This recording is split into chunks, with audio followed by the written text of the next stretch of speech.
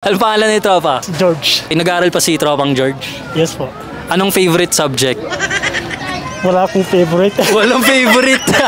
Science. Magaling ka ba sa science? Hindi po. Hindi. Alam mo to, Tropa. Okay, first question natin. What is the smallest active volcano in the world? May kita siya sa probinsya ng Batangas. Batangas. Call a friend. Ang sagot ni ate. Taal. Taal. Final answer? Taal. Taal na lang.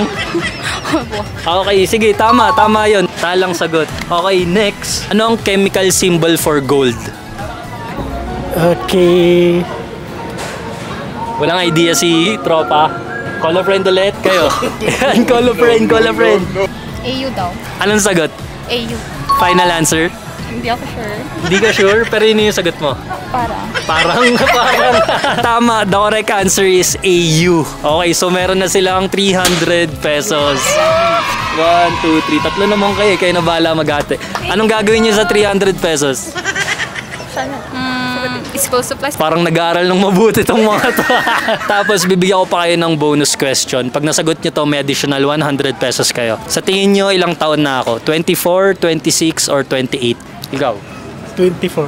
24 ikaw? 26. 26. 28. 28. So, sinong susundin natin sa sagot nyong tatlo? 26 na lang. 26 na, so the correct answer is 28! Di bale, thank you for playing mga tropa. Thank you for playing. Thank you, thank you.